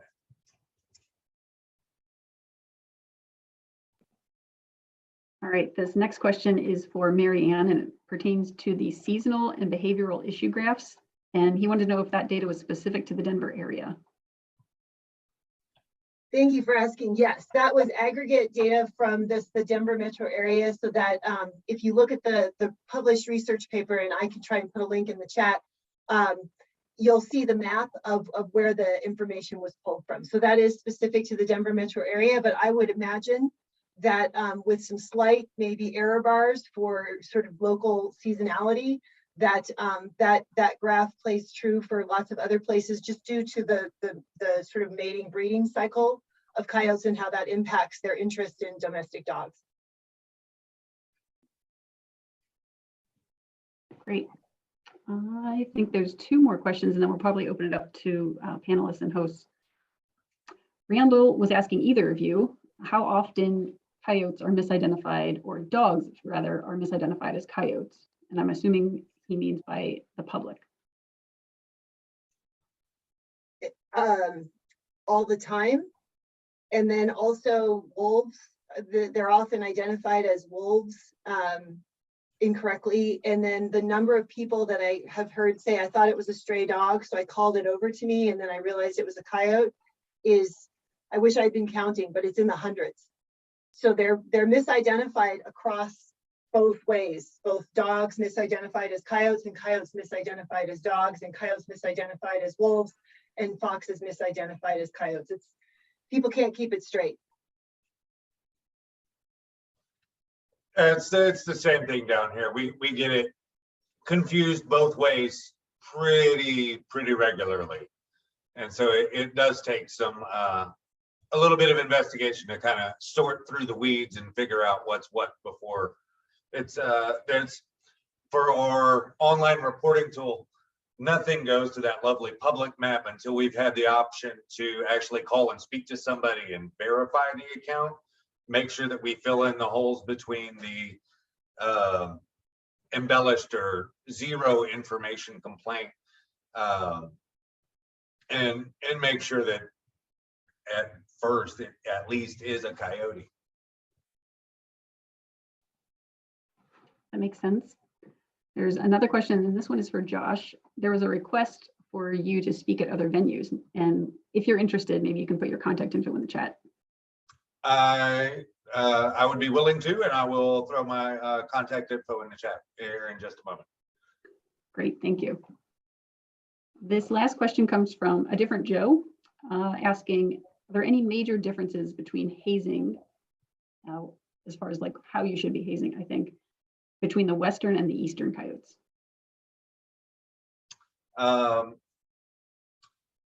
So I assume Eastern and Western, my island. So there's definitely a difference in hazing coyotes that are out hunting rabbits in a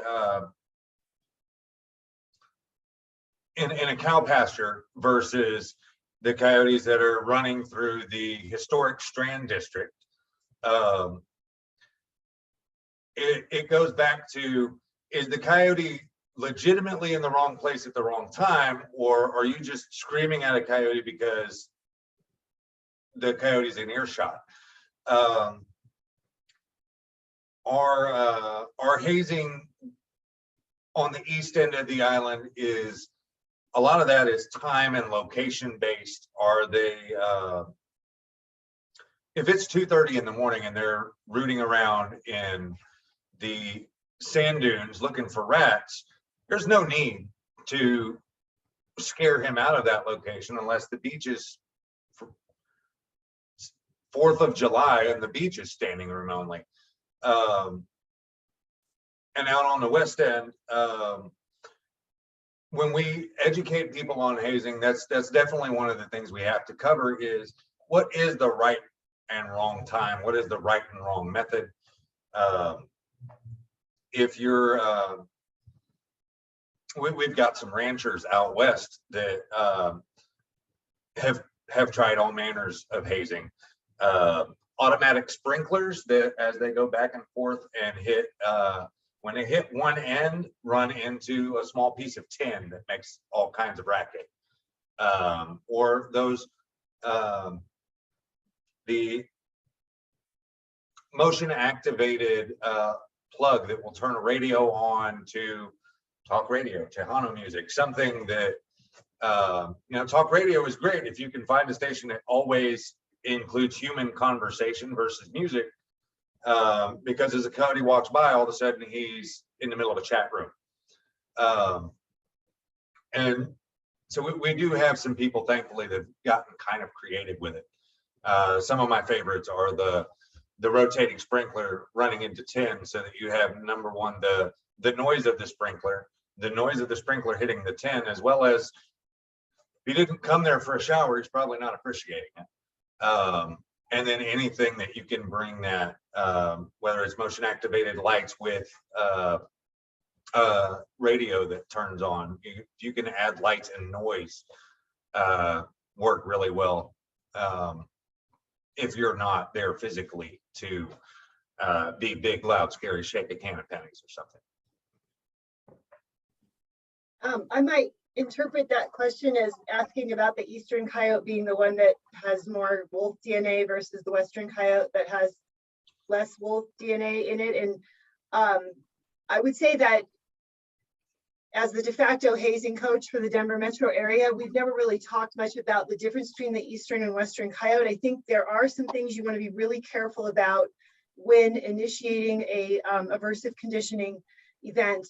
You want to make sure that the animal has an escape route, so you're not hazing a cornered animal, which can be incredibly dangerous. You want to make sure you're not hazing a coyote that is injured, because again, if the animal is not mobile, can't get away, you're creating a dangerous situation where it may decide to bite or fight back instead of fleeing the area. Also, we do not recommend that people haze in the presence of pups or at a den, because again, that can be a very dangerous situation, particularly if you have a dog with you. That can elicit snapping jaws, a biting response to a domestic dog, or even to a handler. And we have had people who've tried to haze in the presence of a den or pups, and it's a very dangerous situation. So I'm going to redirect that question a little bit to where I haven't really heard much distinction between the eastern and western. I think it's more the cautionary ideas of what is the coyote's condition, and does it have an escape route, and is it with pups or near a den? Those are the bigger questions with personal safety and hazing. So I hope you don't mind that I redirected that question just a little bit. No, I appreciate it. I think that's a good other side of that. Yeah, great answers. Thank you both. And I think there are still some more if we open it up to the hosts and other panelists. I know Barb mentioned she had a question. I don't know if she's still able to ask that.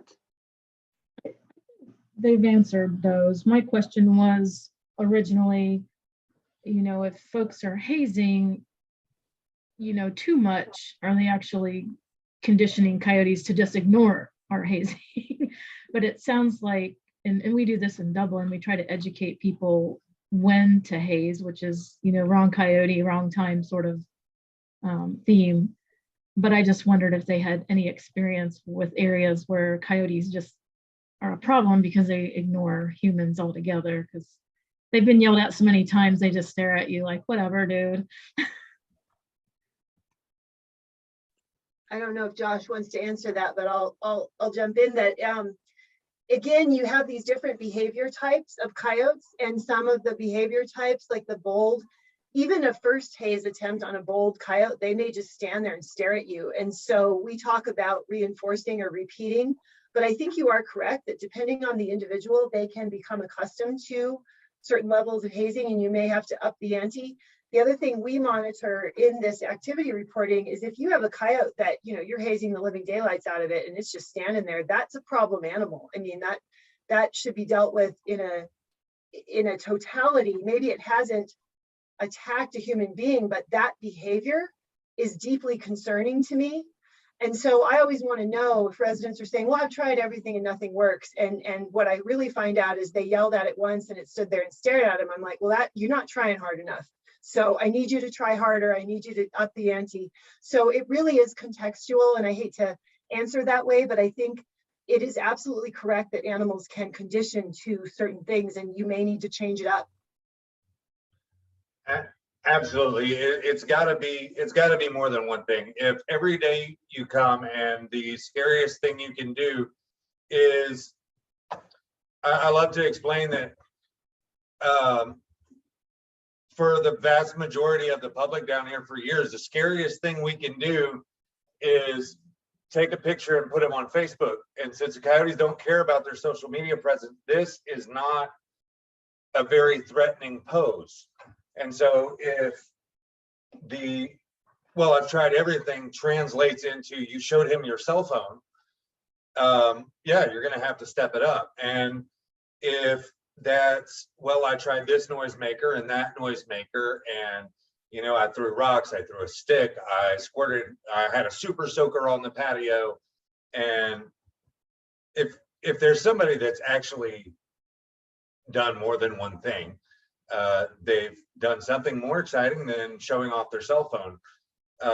Those are absolutely situations you need to pay attention to, because it's one of the benefits of monitoring Coyote reports. Is the goal would be to focus on public safety and be able to highlight that Coyote X in this location is displaying a little bit more brazen behavior than what we've had reported historically.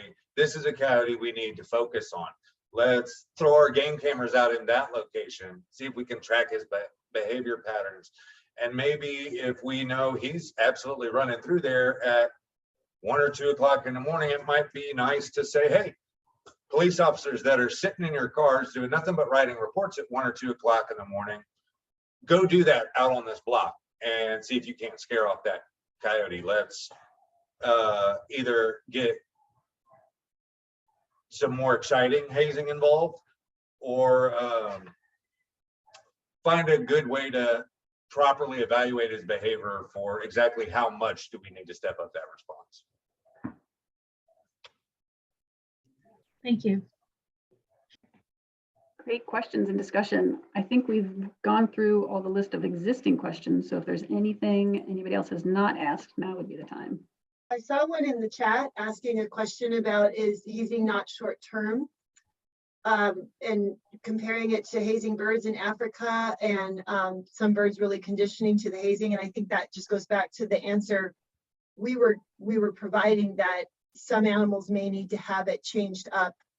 But I also will say that one of the concerns we saw is in some of our locations, because everybody was ignoring the coyotes or doing as Josh said, taking pictures and posting them, we joked that the coyotes saw us as wallpaper, like we were a nothing burger, and really kind of encouraging people to not be the nothing burger, get out there and be unpredictable as a human being. Therefore, coyotes see all of us as sus.